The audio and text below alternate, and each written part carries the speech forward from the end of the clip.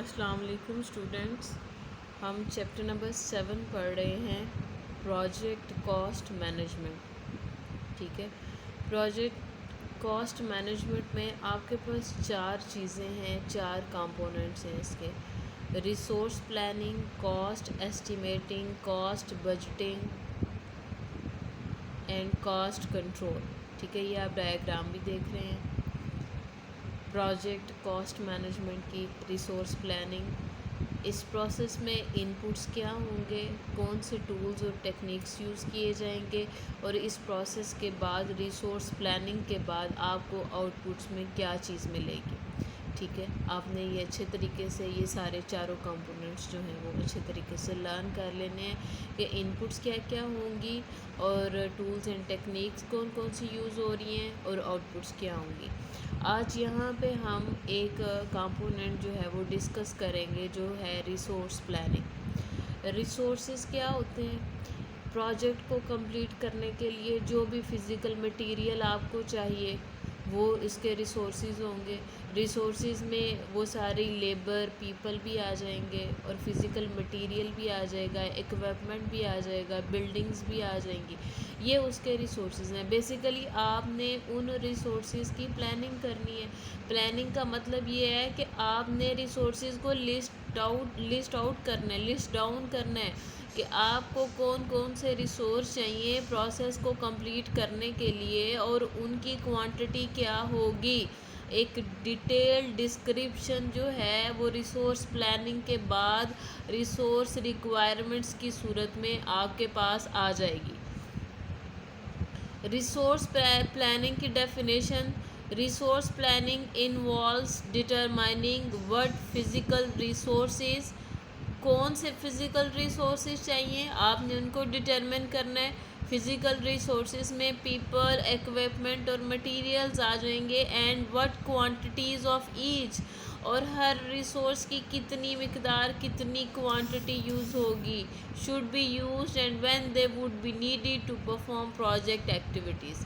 Project activities کو perform کرنے کے لیے آپ کو کون کون سے فزیکل ریسورسز چاہیے اور کس مقدار میں چاہیے، یہ ریسورس پلاننگ میں آئیڈینٹیفائی کرنا ہے. آپ نے اس کو ڈٹرمن کرنا ہے. ان پٹس میں کیا ہے؟ ورک بریک ڈاؤن اسٹرکچر. ورک بریک ڈاؤن اسٹرکچر آپ پہلے بھی پڑھ چکے ہیں، جس میں آپ نے اپنے پروجیکٹ کو ڈیوائڈ کر لینا ہے، اس کا ایک ٹری بنا لینا ہے، ایک اسٹرکچر ٹری بنا لینا ہے. کس کا؟ ورکس کا.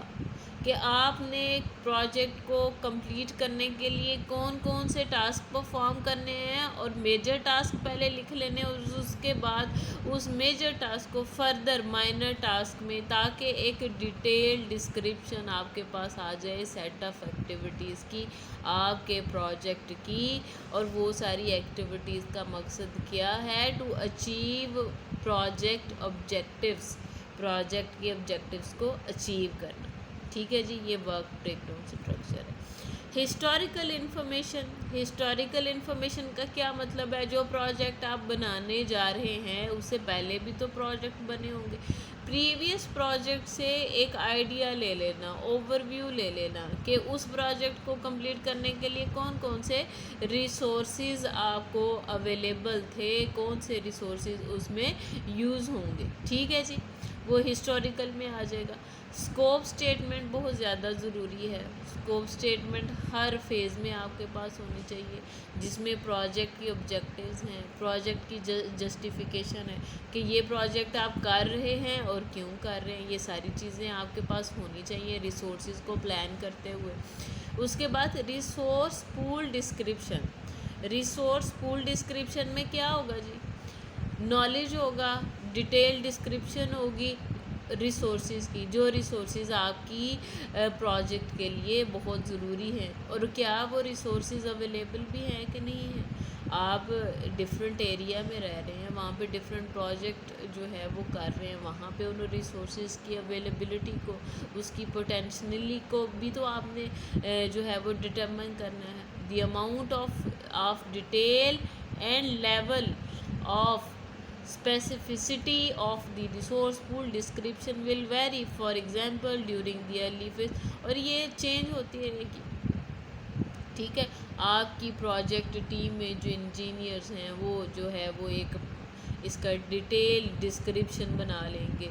ان سارے ریسورسز کا نالج ہونا چاہیے. آرگنائزیشنل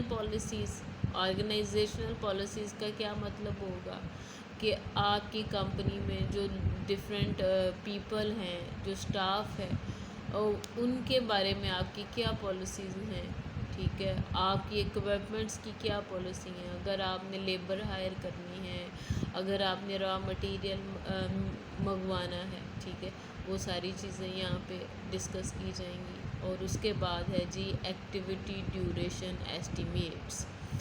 ٹائم ڈیوریشن یہ بہت امپورٹنٹ ہے کہ اگر آپ نے پروجیکٹ کی کسی ایکٹیویٹی کو پرفارم کرنا ہے، اس ایکٹیویٹی کو پرفارم کرنے کے لیے جو ریسورسز چاہیے، ان ریسورسز کو کتنے ٹائم کے لیے آپ نے آکوپائی کرنا ہے، کتنے ٹائم کے لیے وہ ریسورسز آپ کے پاس اویلیبل ہونے چاہیے. یہ کیسے پتہ چلے گا؟ اگر آپ کو جو ایکٹیویٹی ہے اس کی ڈیوریشن پتہ ہوگی، اس کی ٹائم لمٹ پتہ ہوگی، اس کے number of weeks, number of days پتہ ہوں گے. اب ریسورس پلاننگ میں کون سے ٹولز اور ٹیکنیکس یوز ہوں گے، یہ انپٹس آپ کے پاس ساری ہونی چاہیے. پھر آپ کیا کریں گے؟ آپ ایکسپرٹ ججمنٹ یوز کریں گے. آپ کنسلٹنٹس کی جو ہے وہ کنسلٹنسی لیں گے، اس کی سروسز لیں گے. آپ پروفیشنل اور ٹیکنیکل ایسوسیشن کی ہیلپ لیں گے، انڈسٹری گروپس کی، اور اس میں مطلب ٹریننگز لی جائیں گی. ایک اسپیسیفک نالج جو ہے وہ گین کیا جائے گا. پھر فائنل انپٹس پہ ان کو سب کو آرگنائز کر کے فائنل آپ کے پاس کیا ملے گا؟ Resource requirements.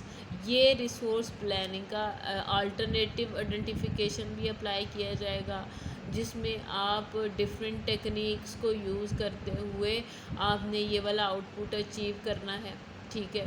Project management soft where کو بھی یوز کریں آپ، تاکہ ریسورس پولز میں جو ریسورسز ہیں ان کو آرگنائز کیا جائے.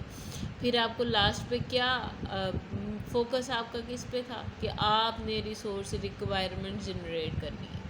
آپ کے پاس ایک اسپیسیفیکیشن ہونی چاہیے، ایک ڈاکومنٹ ہونی چاہیے جس میں کیا ہو، ریسورسز ہو، ان کی لسٹ ہو، ان کی ڈسکرپشن ہو کہ کون سے وٹ ٹائپس آف ریسورسز، کون سے ریسورسز آپ کو ریکوائرڈ ہیں، and what quantities of for each element.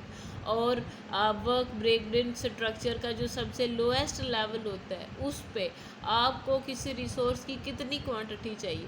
یہ ساری چیزیں آپ نے ریسورس ریکوائرمنٹ میں لکھنی ہے، اس کو لسٹ ڈاؤن کرنی ہے، اس کو ڈاکومنٹ کرنا ہے.